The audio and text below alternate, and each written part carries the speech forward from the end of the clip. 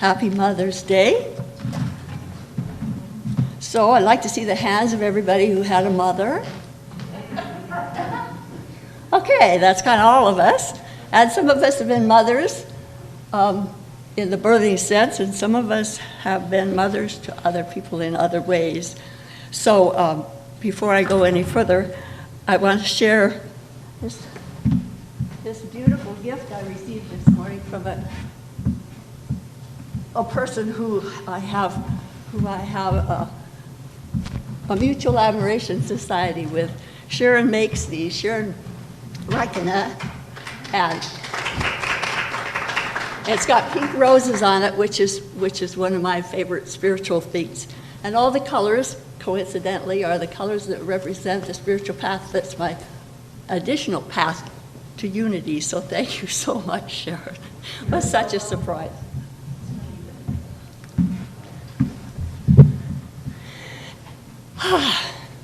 Yes, sunrise, sunset. Swiftly go the years.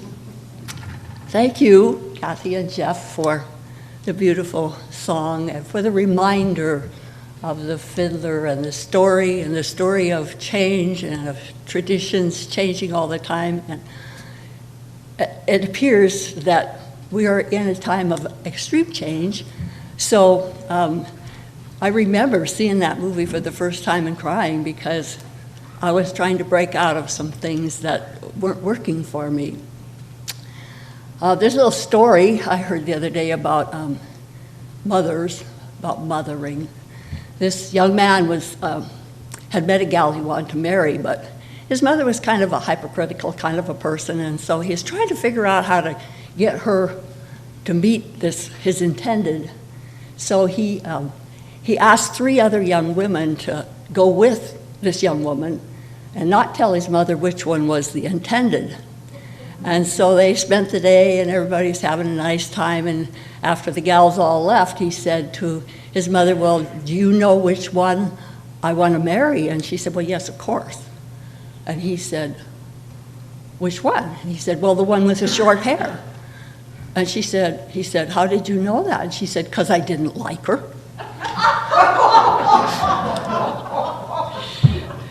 So I didn't have a mother like that, and I hope you didn't either. But there's times in our mothering that we do stuff that we wish later we hadn't said and whatever. So just in this moment, just forgive yourself for those kinds of things. I also heard a better story. I was taking this class online, and the interview by the facilitator of this man named Joseph Castro in California. And I'm going to read what the article said so I don't get it wrong. Joseph I. Castro is a PhD, who is the first Californian and the first person of color to serve as the chancellor of the California State University, our nation's largest, both ethnically and economically diverse 4-year university. The grandson of immigrants from Mexico and the son of a single mother, he was also the first in his family to graduate from a university, eventually earning a PhD in higher education policy and leadership from Stanford University. As a renowned and gifted scholar in the fields of leadership and public policy, Dr. Castro has mentored hundreds of other scholars and practitioners. So the part I loved about this story and kind of focused on was the fact that he was raised by a single mother. And so he willingly shared the story on this interview that his father was a long-haul trucker and kind of really wasn't interested in being a father. So she just decided to, pull up her bootstraps and do what she had to do as a single mother. And her parents apparently were instrumental in helping her to raise him. But they lived in the public housing, the projects, if you would, and went to school. And apparently he was a good student. So one of his counselors in high school suggested when he was graduating that he go down to this symposium from Berkeley. And so he did and filled out the paperwork that day and was immediately accepted into Berkeley. Well, his grandparents, who were the people who were the other support people to him, they were of the old tradition. They wanted to keep him close by and just go to the community college because, after all, he was still pretty young, and all those kinds of stories that we make up in our head as grandparents and parents. Anyway, he and his mother conferred, and she supported him in taking that step outside the box to go to Berkeley. And so as a result, he ended up with a degree in political science, and then the grandparents said, oh, well, now he's going to be an attorney. That was going to be good. No, he didn't want to be an attorney. He wanted to be a public servant. So he went on to get his master's degree in public service and then a PhD in public administration. And grandparents had no idea how he was going to use this stuff if he wasn't going to be an attorney. So the story unfolds, and now as the chancellor of this university system, he has 53,000 employees and 500,000 students that he's overlighting, so to speak, and raising funds for. And he was just this gentle, so balanced person that I was just in admiration. And I look back at that single mom who made those decisions and think, yay. You know, there's so many people out there that are doing things like that, whether they're a father or a mother, that really, it just was like this message of hope.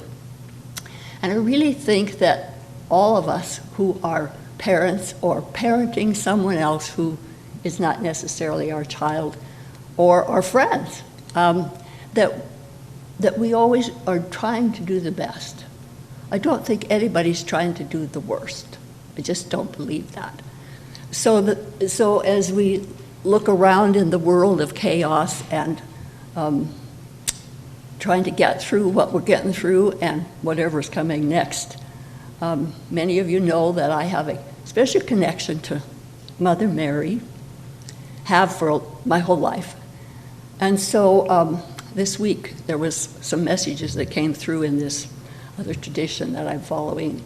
And she was talking about keeping ourselves centered and focused and in a loving place, and said that there are basically more storms coming, call them storms, that we are in a time of transition. This is the seventh golden age. It's going to get better, but everything that has been hidden is being revealed. So if we see something more come up and we go, oh no, well, it's like if we can say, okay, that had to come up, it has to get revealed in order to be healed. So the storms are, first one's the pandemic, the second one is, of course, all this huge movement for the Black Lives Matter.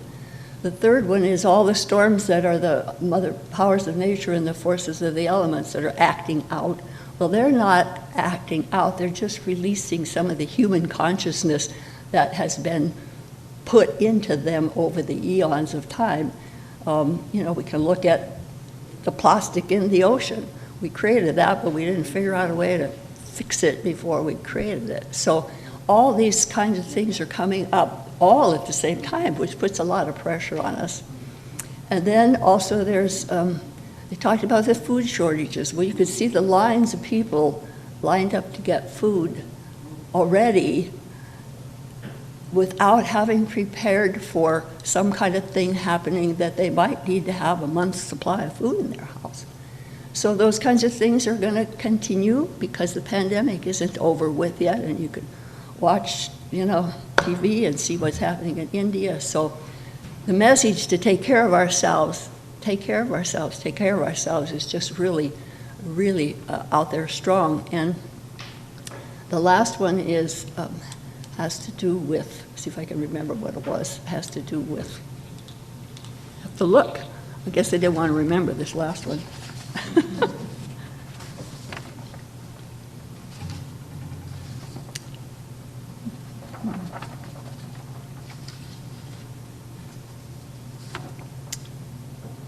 Okay, can't find it. I'll find it later. Oh, I know.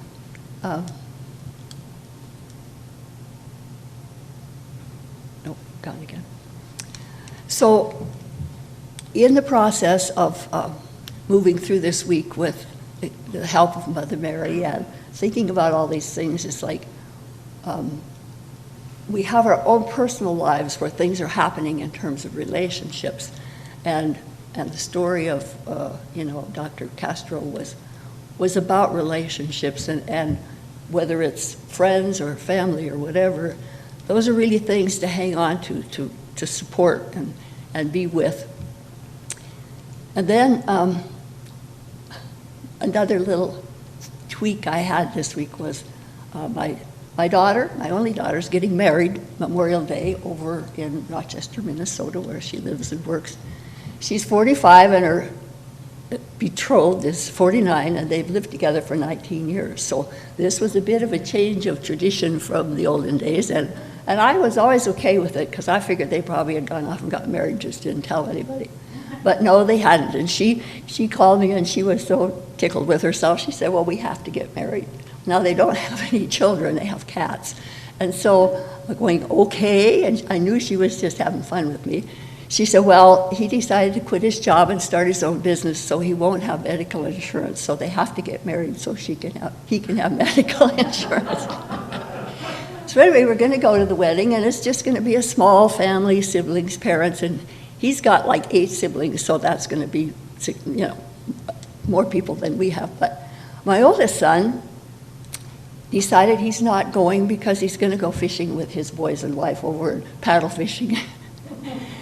And when he told me that, it was kind of like my mouth had stuff that was going to come out, but I thought, no, I think it's not going to come out. I'm just going to sit on this. He's 53 today. Happy birthday, James. And has a heart of gold. And so I'm not sure what the rest of the story is about this decision, but I made the decision to not make a comment. And I did talk to my daughter yesterday about it. But sometimes in the process of relationships with our grown children or grown grandchildren, sometimes silence is an answer. My sister, when she heard this, she said, well, what'd you say to him? And I said, I didn't. Well, she couldn't quite believe that. And so hopefully as we go through these times, we can tap into that wisdom that is the mother's energy, tap into our hearts that is the mother's energy, and do the best that we can, because that's what we're here to do. So I'm going to refer to my notes to see what I forgot.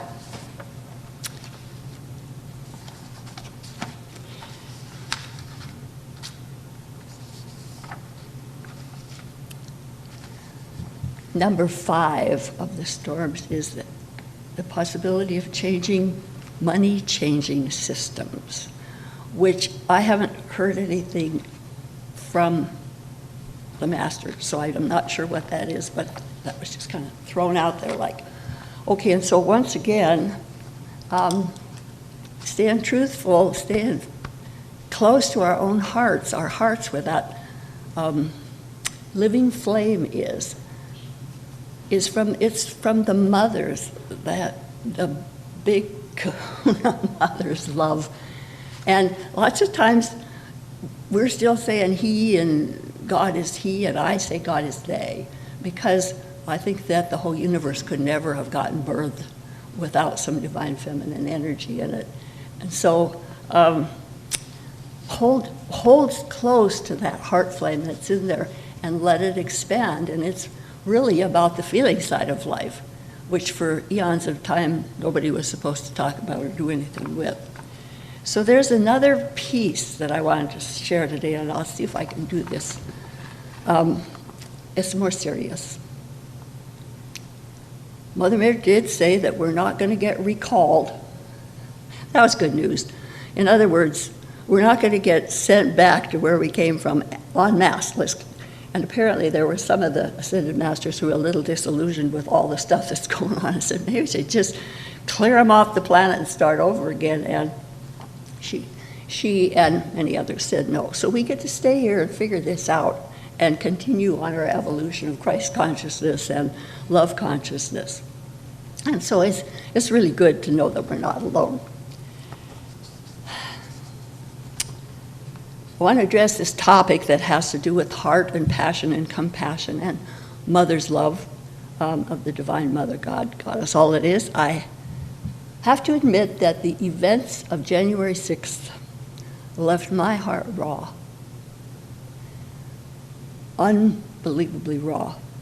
I was really struggling, still am to some degree, but to understand and not have this strong opinion and judgment and fear, and I kind of felt like PTSD was hanging on me after the fact.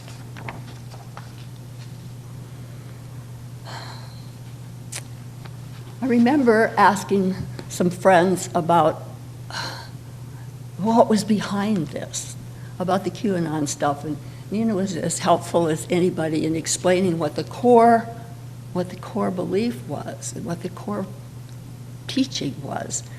And when I heard that it was accusing certain people of being pedophiles and others of ritual abuse against babies and children, I was truly appalled.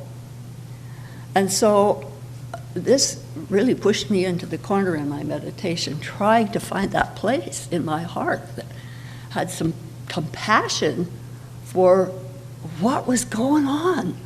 What was underneath of that anger and that hatred? What was the woundedness?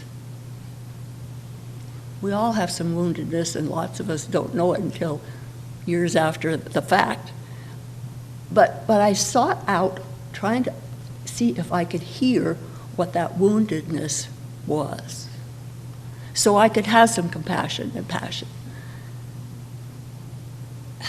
And so in my meditation, here's what I heard. What if many of those, not necessarily all, but what if many of those involved with the violence had been abused themselves, either sexually or ritually?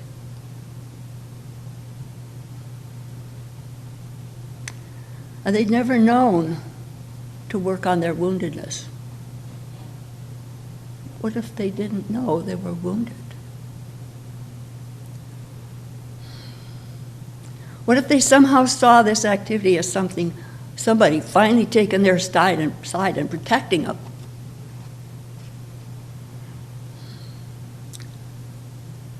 What if, even if their beliefs weren't true, what if I could have compassion for them and begin to make prayer calls for their healing?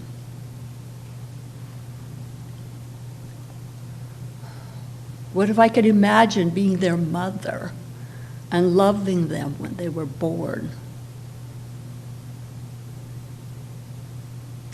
What if I could know their stories and forgive myself for being so judgmental? I've always said that sexual and ritual abuse is a wounding of the soul, and the soul is that part of us that's that divine mother energy. It's what makes us who we are. The mind is the hierarchy of the Christ consciousness, and the soul is the hierarchy of the heart. What if they had an awakening because of my prayers asking for their healing? And so my energy started to shift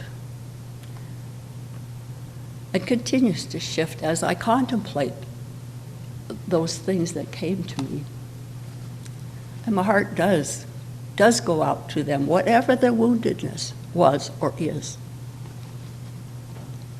What if you could join with me in your flame in your heart and compassion to join me in saying the prayer for their healing? Now, what they've sown, they will reap. The prayers won't stop the reaping, but it can begin the healing, ours and theirs. So I ask you to close your eyes and just go into your heart and imagine being the loving mother that birthed them. And even if you're a man, you probably had some other time in history that you were a mother. And let's send this prayer. Mighty I Am Presence, Mother, Father, God, within me, above me, and everywhere there's life. I thank you for the gift of my life And I call to you and all the ascended, angelic, and cosmic beings who overlight and love us every day to come to the hearts of those who were involved in that violence and chaos and awaken them to the love that lies beneath the woundedness. And for our mothers and the mothers of eons of time, may the feminine aspect of all of us who have a beating heart come forward to move all into a more loving and peaceful future. So I know this is heavy, and I would like to have the meditation today be mostly silence. So as we sit and contemplate what I've just shared,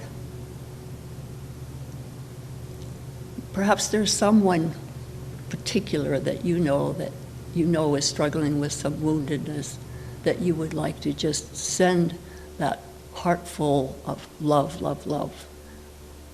And if not, just to the group, to that whole group, whatever speaks to your heart. And so, Jeff, you can do some music, and I'm just going to ask us to be silent with this, because it is in the silence of the moment and the stillness of the body that we can make direct and immediate contact with the God of our understanding. And so taking a deep breath and just being comfortable with this. I thank you for joining with me in whatever energy you can.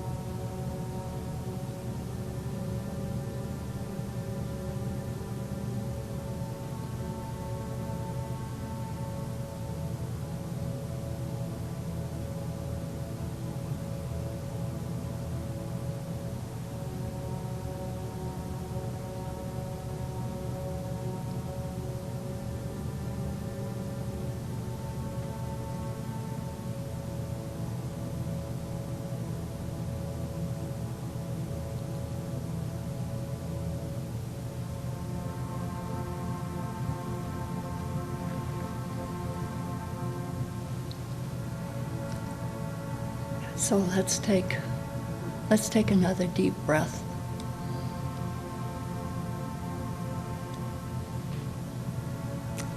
And returning to that gratitude for our gift of life again, and for the joy that we have in being together.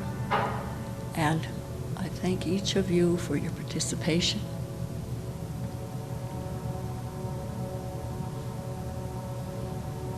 We can change the world, one breath at a time, one thought at a time, one heartfelt piece of love at a time. And this is a community that's a family, that we all have grown connected to each other. And so I want to celebrate that and say, wow, we are so blessed to be here, to be in this place in this time, and to be able to be the ones who can sit in peace and offer those prayers of love and healing. I think somewhere I'm supposed to do something with the